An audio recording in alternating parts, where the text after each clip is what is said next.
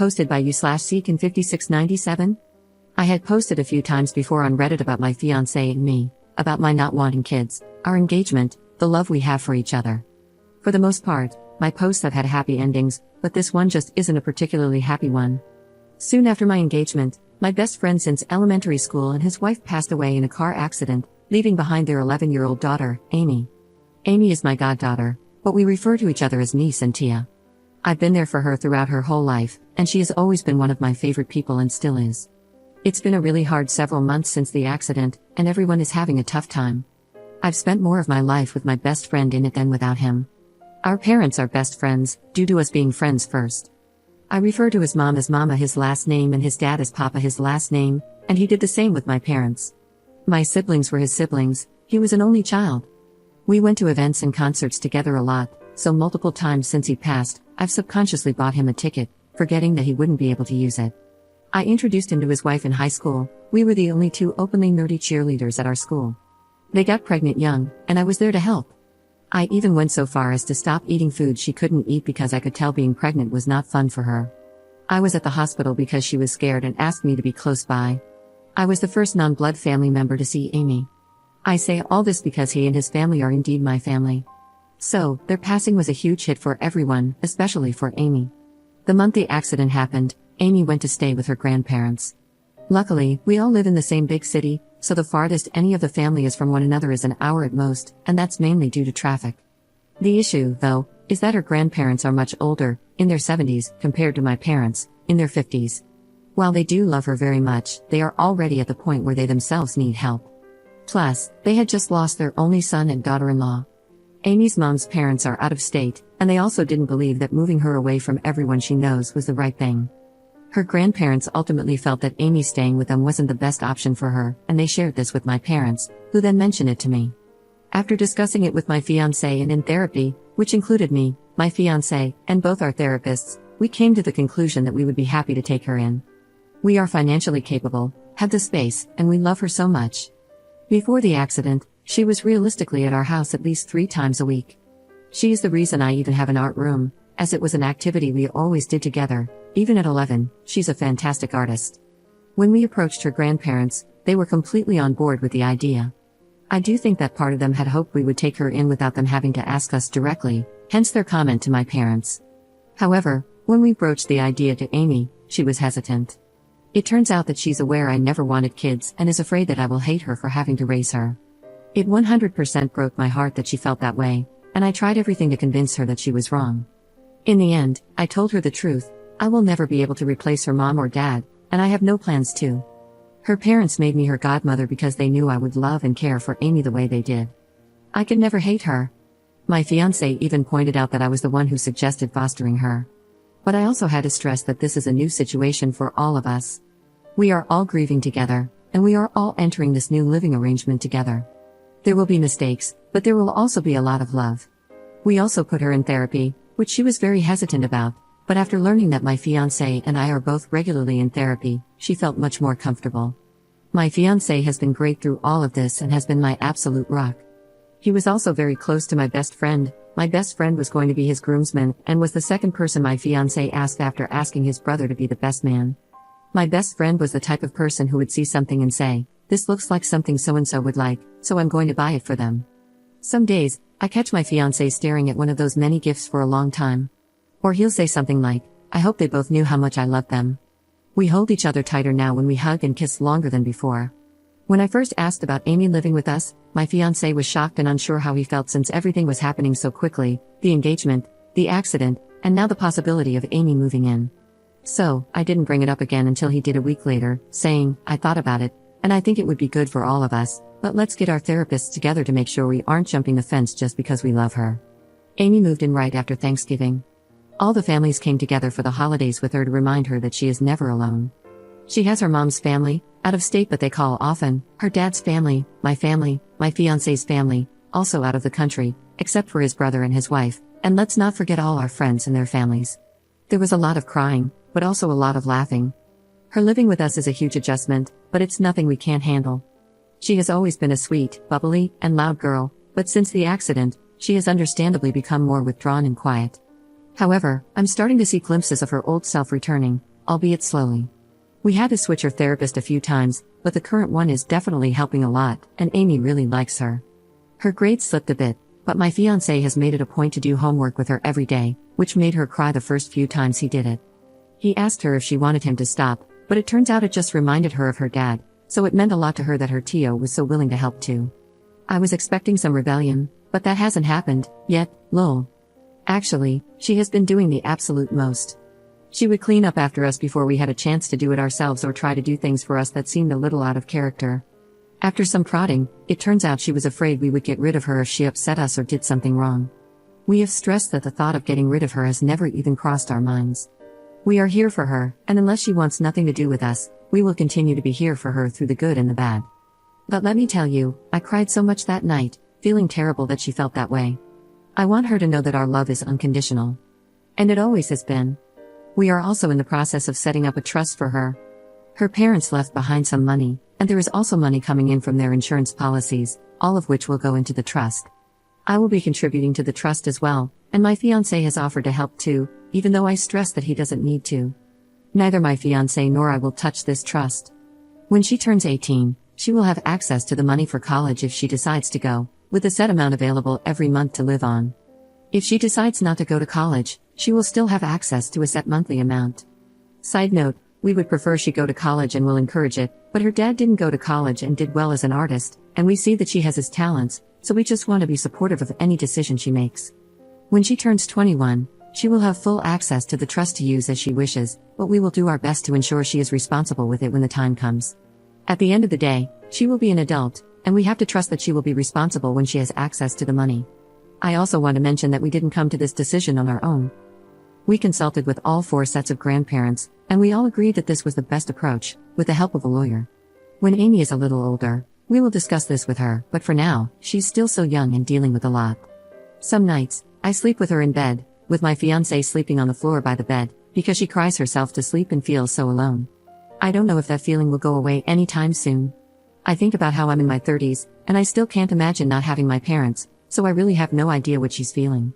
The best I can hope for is that I can help ease her pain, even just a little bit.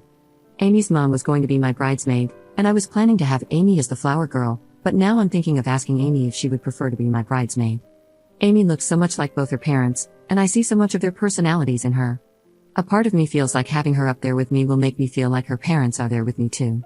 I never once imagined getting married without either of them by my side. All planning stopped the moment of the accident for that reason, and even now, typing this has me in tears because they won't actually be there. But I also realize that's a lot of pressure to put on Amy, so I don't want to tell her all of that. I do want to give her the option to be my bridesmaid if she wants, and if she doesn't want to, that's completely okay because she'll still be a part of my wedding. I'm not even going to bring this up for a while because I'm still not in the headspace to plan the wedding right now. There's no real reason why I'm posting this. I've tried a couple of times to write out what happened, but each time I either broke down or ended up deleting it. I think I just want to vent or feel better, maybe to get some validation that we're doing the right thing and not messing Amy up. One step at a time, I guess. Update 5 months later. It's been a while, and people keep reaching out to check in, which I sincerely appreciate, so an update might be warranted. It won't be exciting at all, just a reflection of where we all are right now. Side note, I'm not sure if I mentioned my fiancé's name in previous posts, but I'll refer to him as David moving forward. My best friend's name will be Leo. First, I want to thank this community for the kind words of encouragement and concern for Amy. It's heartwarming, to say the very least, to receive such support from strangers. There were so many comments that I got very overwhelmed and stopped responding, but I read every single one, and even if I didn't reply, I truly appreciate every single one of you. I just get really shy after a certain point, even though this is all anonymous, lol. Second, a lot of people were really focused on the trust. I commented on my previous post about it, so I'll add it here. Trust me, we're aware that 21 is still quite young mentally, haha. We consulted with all the grandparents regarding the trust, and most of them initially wanted to give her a lump sum at 18. The compromise was that the lump sum would be given at 21, with her receiving a sort of allowance from 18 to 21. We also plan to set her up with our lawyer and financial advisor when she turns 18, and, of course, my fiancé and I will always do our best to guide her. But she will be an adult at that point, so all we can do is give her the tools to help make the best decisions for herself when the time comes. We can always adjust the terms of the trust if necessary, but that's something we'll decide as a family. Right now, we're happy with where we landed. Now onto the update. David is my husband now. One night, we were talking and realized we didn't feel comfortable having the wedding this year, but we also didn't want to wait to be married. Life is short. So we went to the courthouse with Amy and made it official. We'll have the wedding next year to make it official, lol. We're all still in therapy, both individual and family, and we've joined a support group for children who have lost parents, which Amy seems to be doing really well in. Amy is now 12. It was her first birthday without her parents, so I wish I could say it was an extremely happy occasion. This year has been full of firsts without them, and we'll continue to face many more. But she insists that despite crying a lot that day, understandably, she couldn't have planned the date better herself. So, a bittersweet success. Special mention, Amy has a best friend of 5 or 6 years, Monica, whom I've known since she was 7. Monica is lovely. She's a bit sarcastic, which I find hilarious, and she has such a kind soul. According to Amy, she tried to distance herself from Monica because she felt like she was too sad to be around and didn't want to be a burden.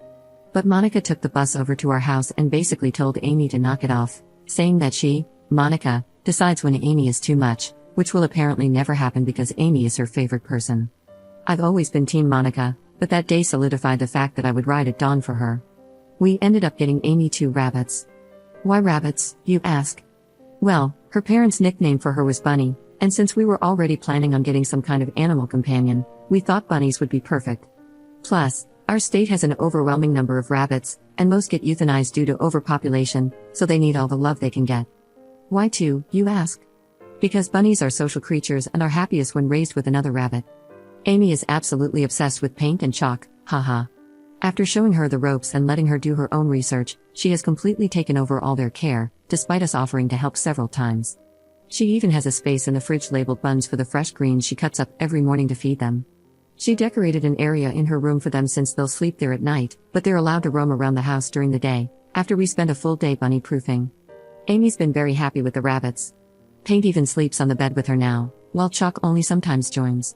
This has also meant that we no longer sleep in her room with her, and only a handful of times has she crawled into bed with us, like on Mother's Day and Father's Day.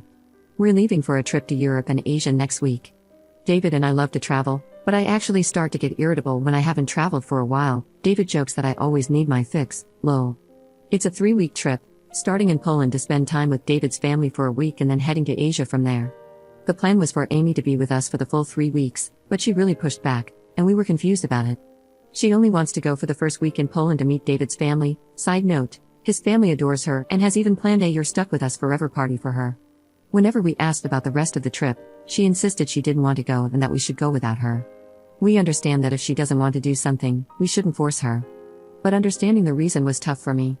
Does she not like traveling? No, she enjoys it. Is she afraid of flying? No, she likes flying and thinks it's cool to see new places. Is it too much time away from home? No, she's fine with long trips. So why doesn't she want to go? She just doesn't. In family therapy, the trip came up, and finally, the reason for Amy not wanting to join us on the rest of the trip came to light. She feels like David and I are prioritizing her too much and taking her feelings into account more than we should. She's worried that we're not prioritizing our relationship or even our other friends and family. She feels like she's preventing us from doing things because we keep putting her first. I want to make this very clear. While David and I do prioritize Amy more and absolutely take her feelings into account when we plan things, we still very much prioritize each other. We have a date night every week, and if we ever have to cancel, we make up for it. Our date nights did stop for a few months after Amy moved in with us, but that was just because we needed time to adjust. Now, she spends the night at Monica's every week, and that's usually when we have our date night. We do the same for Monica's mom every week. We also go to the gym together every morning. I'm not a morning person, but I am for David, and we communicate throughout the day. She made a very good point about our friends and other family. It's been hard to balance having a child in the mix, and we have been a bit neglectful. While our closest friends and family usually just come over to our house and aren't shy about being themselves around Amy, there have been events we've missed because we prioritized her. I'm not saying we made the wrong choice, but she highlighted that we need to start taking care of our other relationships now that she feels safer with us. Amy really is the greatest kid. Even though it hasn't been a full year since her parents passed, she has changed so much. I wish she didn't have to grow up as fast as she did, and I hope we can preserve some of her childhood. But I know her parents would be so proud of her. I'm so damn proud of her. We tell her all the time, but I don't think she fully grasps just how proud we all are of her. Anyways, haha, We still stressed that we would love to have her on the trip with us, but she insisted that we should have that time for ourselves. So, we decided to leave the trip as is. My parents will come with us for that first week in Poland, and then they'll fly back home with Amy, who will be floating between all the grandparents while David and I continue our travels. We'll video call her every day to check in. We're already making more of an effort with our friends and family. Amy is also spending more nights with her many grandparents, which she's been loving because, as she puts it, I'm really lucky that I have 4 nanas and 4 papas. David is absolutely nailing it in the parent role. He's been more hands-on with Amy's schooling, handling teacher and school communications, as well as pickups, I do drop-offs. He has all the contact information and has made better connections with the other parents of kids in her class, plus all her friends' parents. He's been joking about joining the school's version of a PTA, but I don't think he's actually joking, lol. He's definitely the extrovert of the two of us, so it's not surprising. I could probably go on for pages and pages about David just being the absolute best, but I already feel like this update is super long, haha. I don't know how I would have managed any of this without his love and support. While neither of us is perfect, we're perfect for each other. It's honestly crazy to me that I can still love him more and more each day. Like, how is it even physically possible to love someone this much? Is this even healthy? I digress, lol. I think I'm doing okay. Just like Amy is dealing with a lot of firsts without her parents, so am I. At first, I didn't think it was fair for me to grieve since Amy's situation is on a whole other level than my own. But my therapist had to remind me not to compare my grief with hers because it's just different. I sometimes imagine what my conversation with Leo would have been like if I told him I'm adopting this 11-12-year-old girl because her parents were my closest friends. He always understood why I didn't want kids and was so supportive of it, even when others disregarded my feelings. I wonder if he would have talked me out of it or if he would have encouraged me to go for it. He would have 100% been part of the village supporting me, whether he agreed with my decision or not. I just wish I knew what his thoughts would be about this whole thing. Sigh, I miss them both so damn much. But I'm also really lucky to have David and Amy. I don't know who said it, but they said it best, if you want the rainbow, you've got to put up with the rain.